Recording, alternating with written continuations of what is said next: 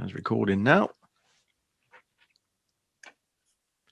So welcome to another episode of MENable Matters with me, Steve Whitten. Always delighted to bring a fantastic inspirational guest onto this podcast. And this chap has actually been a pivotal member of the MENable movement right from the word go. And if I remember, he actually phoned me out of the blue right at the very beginning when it all kicked off. And we had a big chat that culminated in him being our very first ambassador. We've moved on a bit since then. He's helped evolve the movement and has now enlisted his company as our very first member organization. So wonderfully pleased today to introduce on MENable Matters, Alan Graham. Alan, how are you? Very well, thanks, Steve. Yeah, very well. Sounds like an introduction full of firsts there. That's quite nice. Well, look, this isn't a first. Is the bit where I get you to introduce yourself, because everyone does that. So go on, give us a little bit of an overview of who you are, where you're from, what you do, and if you want to make that last about 20 minutes, that'd be awesome. That's okay. Well, as we tend to talk quite fast.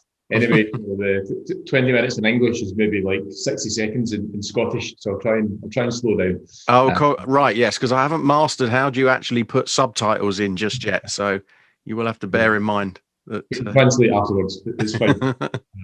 So I'm Alan, so based up in Stirling in Scotland, which is pretty central in Scotland for anyone not familiar with the geography. Been in and around the automotive world for the last 20 years, but probably more than that now. For most of that time with a company, Superguard, who are the supplier of paint protection products, interior protection products.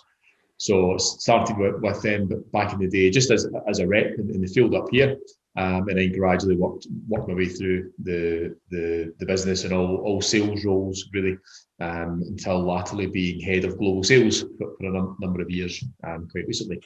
So left that business in the summer last year, unrelated to COVID in my case. And with the view of setting up my own company at that point to explore some different areas, I think, of the trade. So still within automotive, but some different parts of the business that I was maybe less familiar with from the previous years. So did that. That's been pretty successful over the last 8 or 9 months, as it is now. Culminating in where we are at the moment, which is a fairly established operation now, still in its infancy, still at early days, but with as I say, a relatively established model, some nice products, a small but developing team now around us in the business as well. And I think at the stage now that we're looking to be more than just like a normal company.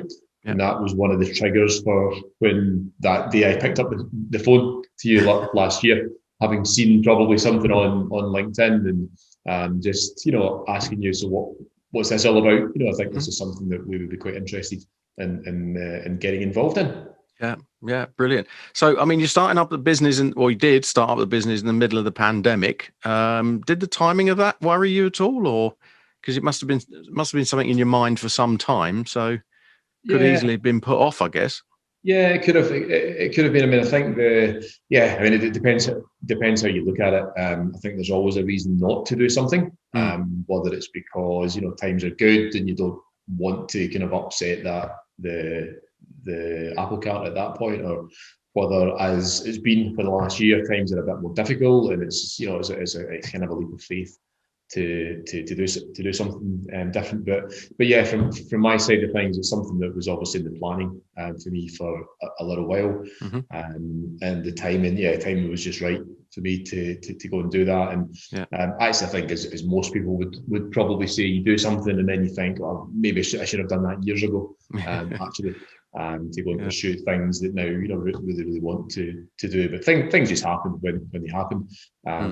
But yeah, I mean, it's obviously been a challenging period to go and start something new, but because of the nature of some of the products and services that we now do, they're very, very conducive to the situation that we have just now, as well as things for once we come out the pandemic and I don't think COVID-19 will go away, but when it's managed and things maybe get back to a little bit more like normal, again, we've got a good pipeline and a good proposition for that point too. So yeah, from our side of things, I mean, it's worked out well.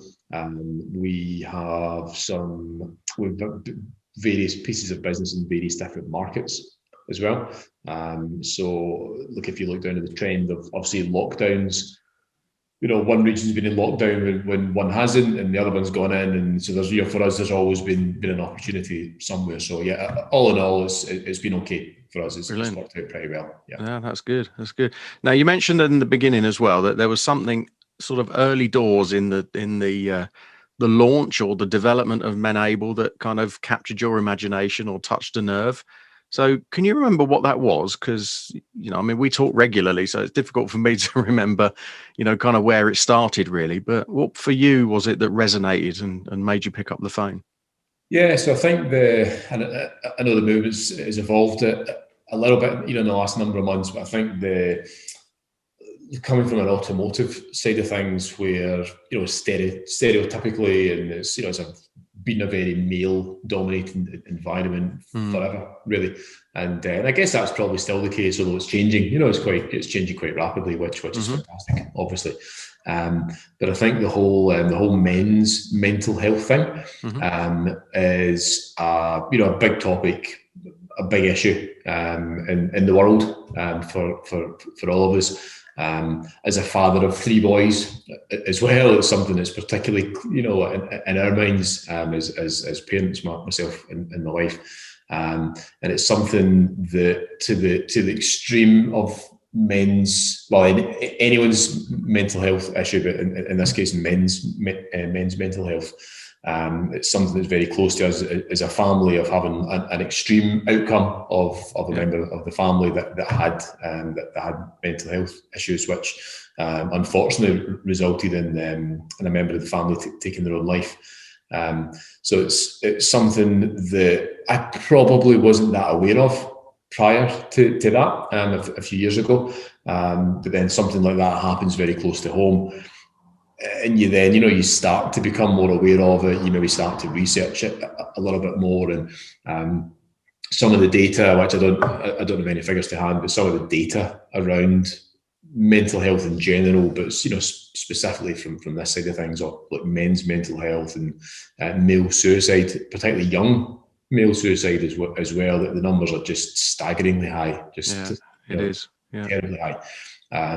So I think from my side of things, having had that situation as a family a couple of years ago, when I then started to see some of the posts and the content that you started to push out whenever that was, I think maybe August, September. It's something that we as a family were very aware of and quite kind of focused on from a number of angles. As I say, one, because of what had happened, but also 2, thinking about our kids, and as they get older and start to get towards those kind of teenage years and beyond, with just pressures that exist nowadays on everyone, kids, adults, everyone, from digital and friends and everything else. It's just something that we were becoming quite passionate about. I think when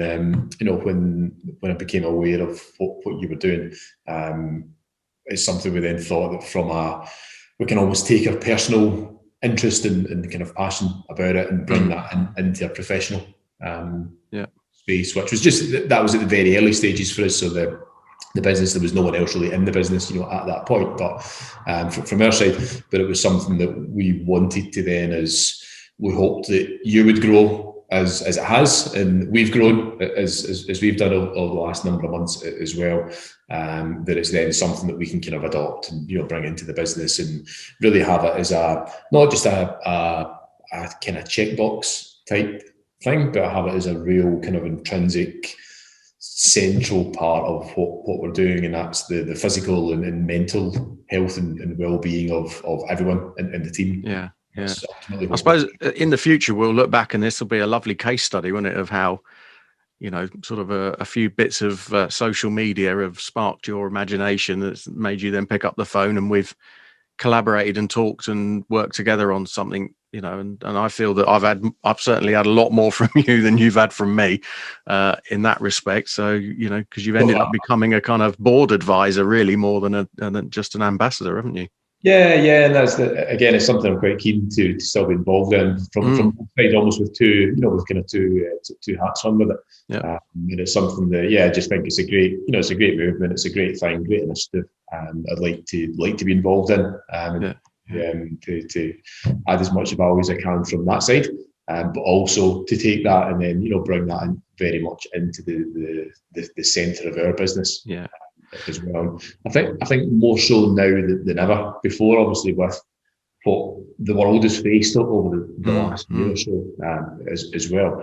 It's a topic that's not quite as much of a taboo maybe as it was a number of years ago, but I think what's happened in the last year is again very much raised the awareness and kind of elevated the need for everyone, personally and professionally, from employees to employers and leaders and everyone else in between, to become aware of it.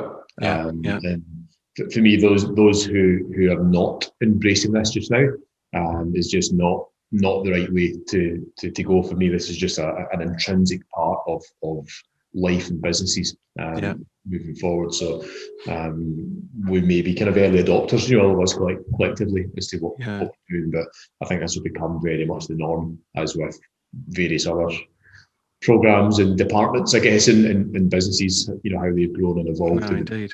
Well, that takes us nicely into sort of the most recent activity that we've done, and that is that you've gone from sort of ambassador stroke board advisor to now actually becoming the very first member of the membership scheme for MENable. And it's actually almost like we work, I picked your brains on that, didn't I, quite a bit. And then when I launched it, you went, yeah, I'll have some of that from with the other hat on. So tell us, what was it about that made you think from a business perspective? And you're quite visionary about your business as well, probably, as you'd expect. What again was it about that made you think you'd want to come on board? Yes, I think for me, it was definitely obviously having the insight to having been involved with you in the development of the proposition that obviously gave us the insight, the foresight, to start to think about how it could be sort of embedded, if you like, into our business. I think, first and foremost for us, it's about the team, it's about the people in the business, and for us being what we're trying to be, which is a responsible and sustainable, employer in business moving forward. So, but first of all, squarely, it's about the well-being of us all, myself as well, and just everyone that's involved in the team, directly, indirectly, employed or not, the full team, which for us is about 10 people at the moment. So still small, but growing quite fast, and that will continue to grow as this year goes on. So squarely it's around that, but from a business side of things, there's obviously lots of evidence as well that shows that happy, healthy teams produce better results and better performances, which is then like a positive vicious circle. If that's the right terminology. Better performances then lead to better health and well-being, and so on. And so the cycle continues on. So funny that. Absolutely. Absolutely. And I think it's something that, as a business for us at the stage that we're at, we did kind of think, are we too small? Is it a little bit too early, for us to do that? But we very quickly came to the conclusion that actually it was a perfect time to begin that and to try and embed something like this into the business when it was a small, manageable team. Where it's a very personal team. Whereas if, hopefully if things develop and grow and the business grows, I guess it's more difficult to embed new programs like that into the bigger business. Yeah, good point. So we very quickly came to the conclusion that it was something that we wanted to do and that it was the right time for us to do it. just now in a small way, in keeping with the size that we are, but with, again, plans to develop that and grow it as we hopefully develop and grow as a company as well. Well, and the the case study analogy kind of thing kind of moves, goes on a step more, really, doesn't it? Because in the last couple of weeks as well, what we've also been able to do is introduce each other to different people that, I think I came up with the thought the other day that it's almost like a bit of a spider web type of network, isn't it? We're all connected and joined together and working collaboratively. And I don't know about you, but it just feels really good. Yeah, absolutely. Yeah, I think we sort of coined the MENable family phrase. Yes, yeah. I'll give you credit for that, Alan. That was your. Yeah, I think it was a collective thing. Right. For us, that's a convenient byproduct. Yeah. The movement and being involved in it. But it's great to be connected and linked to like-minded people as well. And it's amazing the response that it's had, both from your side and our side, internally and externally. Yeah, absolutely. And I think it just shows. It just speaks volumes as to just the progression that we're seeing in just an industry in general, automotive specifically. It's something that's very much there on the agenda of not everyone, but many businesses now. Yeah, and talking of that as well, one of the things that blew me away, I have to say, was that we said, as soon as you sort of signed up as a member, we said, well, the first thing we do is a strategy workshop with your team. We call it a menablement session. I'm not sure how many words we can get out of the word menable. We're doing our best at the moment. So we had a menablement session with you and your relatively newly formed team. And I was blown away at just how open they were and how they started talking about some of the issues that have affected them and their friends and family over the years. So what did you make of that as well? As an employer to see that happening, what was your thoughts there? Definitely, yeah, not massively surprising, knowing obviously the people that we have working for us. But I think, again, we've tried to in the early days that we've had the group together, we've tried to create that culture of openness, where that from top down, we're all very happy to share the good stuff, the difficult stuff, the things that have gone well, the things that we've messed up, both professionally and personally as well. So we've tried to create that. Culture's a very maybe overused word, but we've tried to create that kind of feeling, if you like, within the group, that it's it's okay not to be okay. As I think is again a phrase that's used, and it's also okay to mess up and get stuff wrong as well, because everyone does. And it's fine to say, listen, actually, yeah, we've made a mess of that, here's something that's gone well, here's why, here's something that's not gone well, here's maybe why, So we've tried to create that, that open sort of forum, if you like, within the group. So it was great to see the transparency within the group, and that's really ultimately what this is all about. We've got a phrase that it's about the team looking out for the team, so everybody looking out for each other, and not just that kind of typical hierarchical structure that's historically how things work, but the fact that it's very much encouraged for a colleague to pick up the phone to a colleague and just say, look, when they're in the car, or well, maybe not so much in the car at the moment, but when they can, just how's things, how are you feeling, what's happening.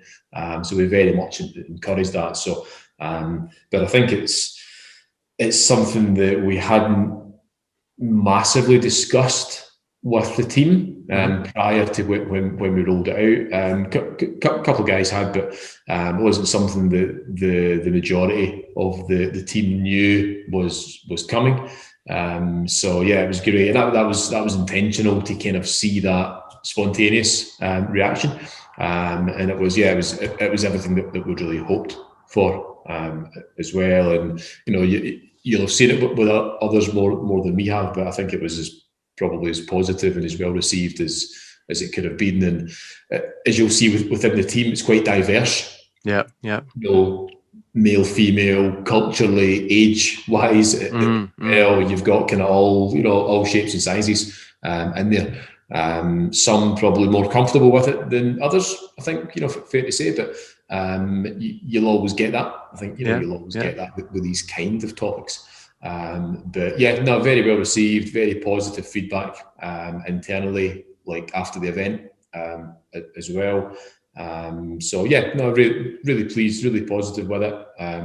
It's something that we just want to just normalise. Within the business, I guess that's ultimately what we're trying to get to that stage.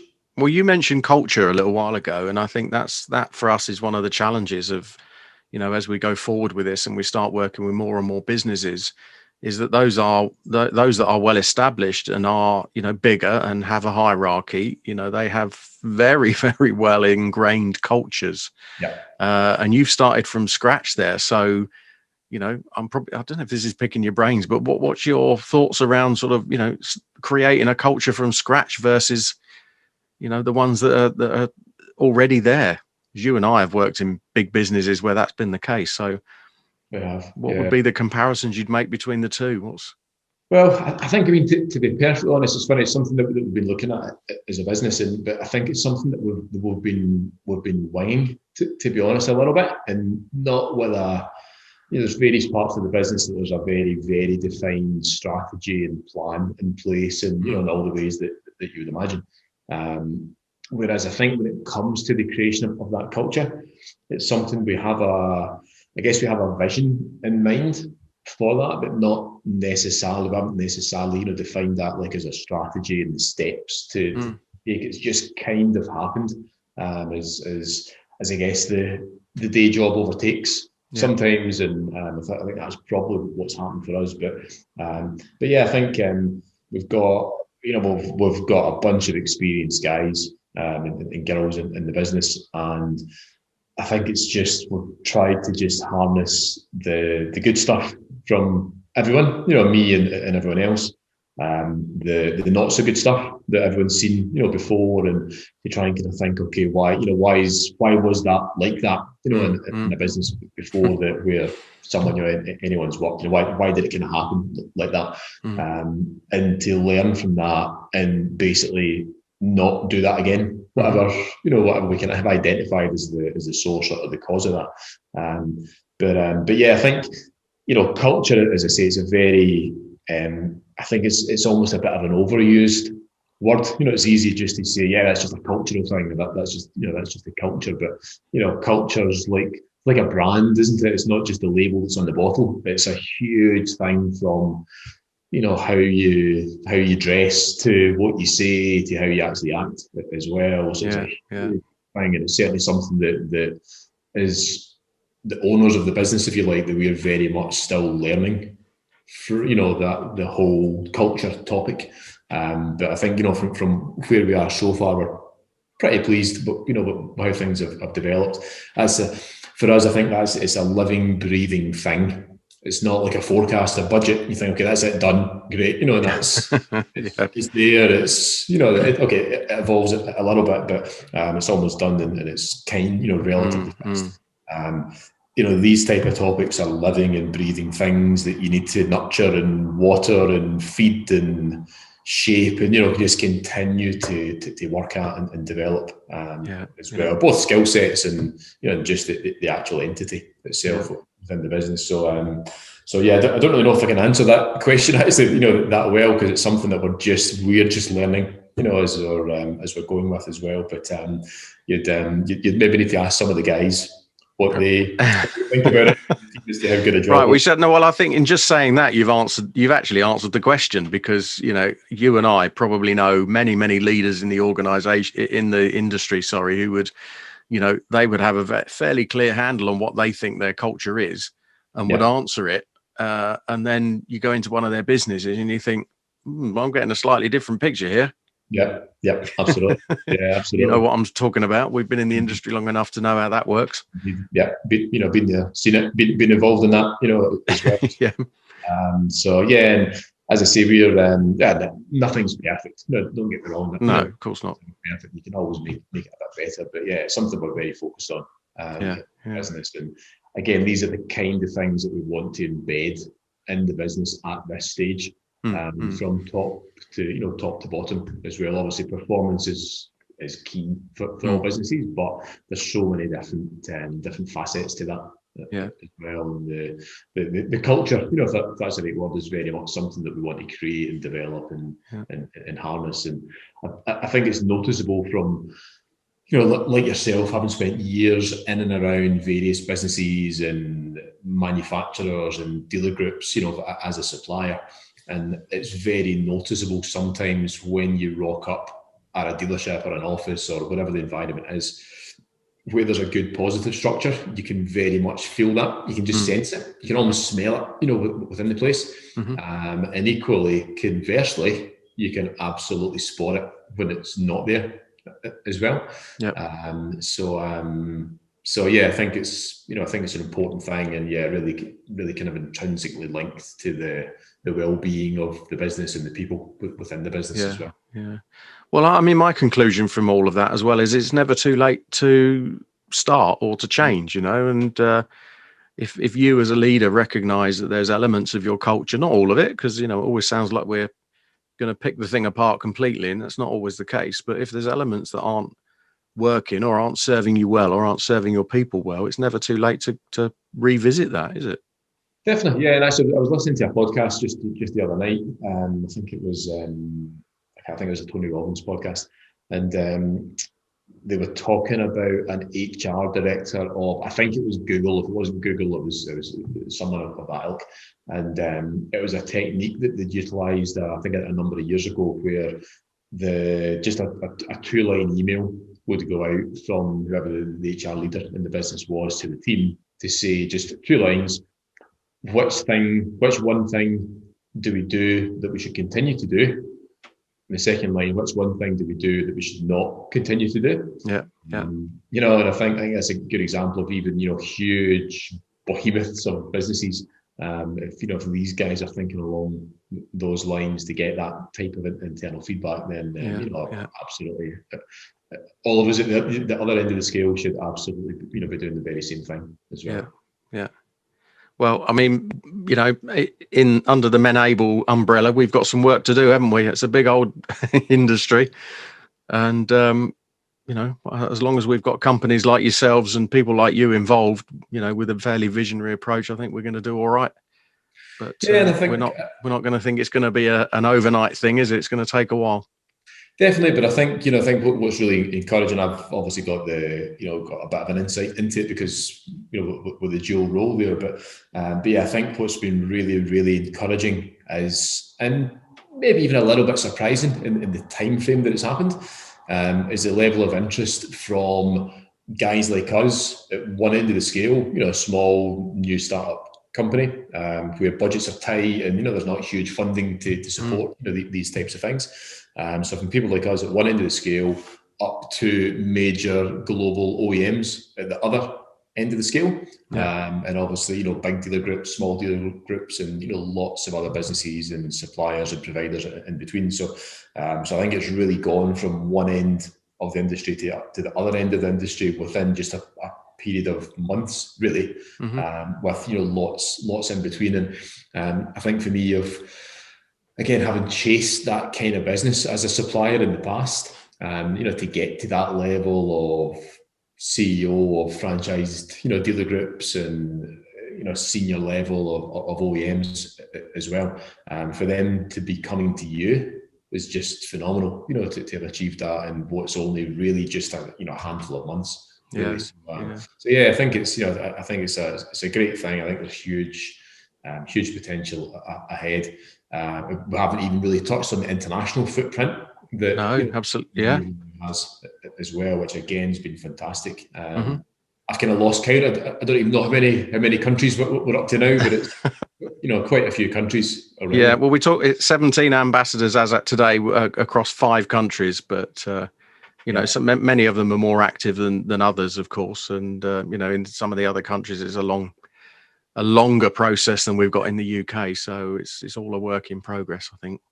Absolutely, but very much on an upward trajectory, which is terrific to see. Well, do you know what? I don't know what you'll make of this. I'm sure we've had this conversation as well, that this is the first time I've ever done anything that I've been involved in that hasn't started with a business plan or a spreadsheet. Yeah. And isn't it interesting that actually, as you said, if we'd sat down 6 months ago and said, right, let's get a spreadsheet out and create a business plan for what this looks like, what would we have done at that point to what would we have needed to do to try and get to a point where, as you say, we've got OEMs contacting us saying, what's this all about? Definitely. Yeah. And You couldn't have written that into the No, absolutely. I don't think, we as in, collectively, I don't think even we knew what we really wanted it to be at Yeah. that point. Yeah. So again, it's been a little bit fluid, but I think that's been really positive to start with one thing, and then it's rolled and evolved and got bigger and bigger, and we got off at a slightly different angle from where it originally was, and became that much wider, because obviously it's not just for men and it's not just automotive.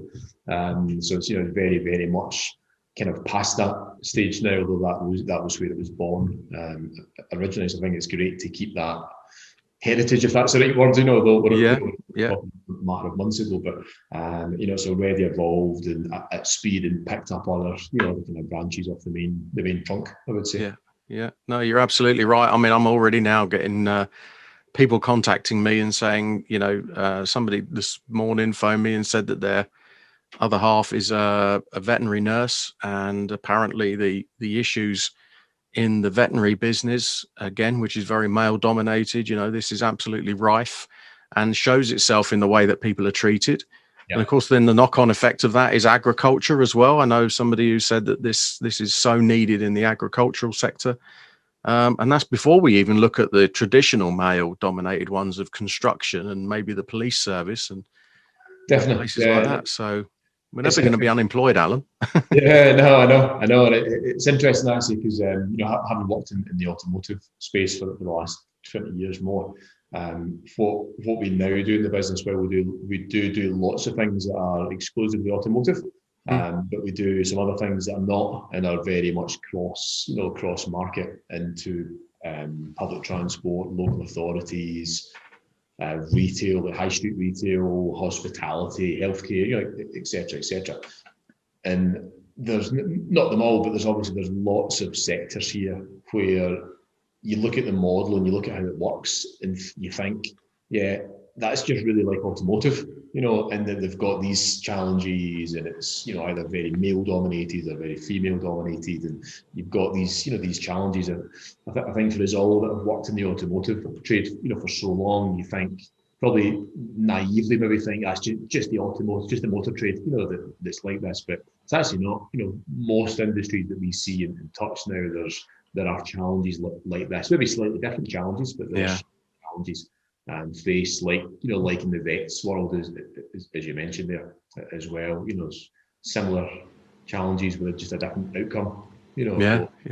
Challenges actually mean. So it's that's been interesting for us actually, with the diversity now in the business, and it's very much not exclusively automotive. As I've been for a while. So that's been interesting as well. Yeah. So just as we head towards the end then, Alan, for a few minutes, give us a bit more of an overview of what your business actually does, and perhaps how people can kind of look you up and find out a bit more about you then. Yeah, no problem. So there's two main divisions, if you like, within the business, if that's the right word. We have a UK division and an international division. So within the UK, we work with a number of product providers and service providers. So well-known class-leading products like Sanity System, which is an ozone unit, which is very, very much an automotive product, but this is the one that's taken us into various different markets in various different sectors. Brands like Alloy Gator, which is the alloy wheel rim protection, the Genco, a spray-on PPF product. So we work with various class-leading products and some others. Some other brands in there as well, where we do a few things with them. So we work with them. We represent a number of those brands in Scotland, where we are the reseller, if you like, of those products in Scotland, and also support those businesses in other ways with some other programs through manufacturers and the kind of internationalization, if you like, of the enhanced internationalization of those businesses, and that's kind of flips on a little bit then to the international part of the business, where we've got a huge network of international contacts and markets across Europe, Middle East, South America, Asia, and elsewhere, and working with businesses like that to take their products or to make them ready to take internationally. And vice versa, maybe international products and providers who are looking to break into Europe or UK or elsewhere where we trade and have a network. So it's a pretty diverse business, actually. We've got the allocation of resource that we have within the business is a little bit more targeted, than us at the top that have got the kind of global view on things. But some great products, some that we've worked with from the start since we began last year. Some like the sanitary system sanitizer that it's a product I know from the past, but something that we just really became engaged with in the last couple of months. But it's been hugely successful. A very contemporary product with the current situation, obviously. So that's really kind of fundamentally what we do, what is working with product providers and suppliers to either take their market, to take their product either directly to market here in the UK, to help them do that, and also very much the internationalization of it. So in terms of getting in contact, LinkedIn's always a good way to do that. I'm relatively active on there. So you're all over that, just like me. yeah, absolutely. Try to be pretty active. So certainly more than happy to connect with people on there. Our website is just actually getting reconstructed at the moment. So what you see in the website is not quite conducive of or representative of what we do now as a business, but that will change very, very quickly. So the business, the domain is just elytra.com. So ELYTRAA.com. Okay, excellent. And very quickly, for the last 30 seconds or so, can you quickly sum up why is it called Elytra? Me and you had this conversation last week, and I thought, well, we'll put it out there because someone's going to ask. We did. Not the first time I've been asked that question, as you can imagine. The name was actually originally born from one particular product that we have, which is an antimicrobial film, which we work with. So the name originally was a business just that was promoting that product. The name business has obviously evolved now. But an Elytra, single A, or an Elytron, is a protective cover that some insects have over their wings.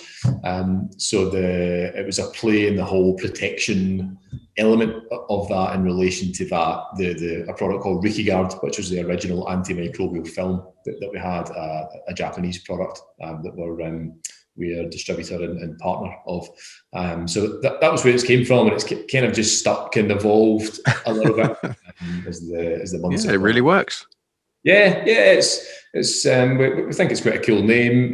What we've done with the brand, we think it's quite cool as well, and quite kind of transferable, as the business evolves. Yeah. So your business is fairly embryonic-ish. And obviously MENable is currently as well. So I think we should come back and do another podcast at some point in the future. Alan, what do you reckon? We can definitely do. Check in and compare notes. Absolutely. Yeah. Do a sort of look back in history on this day.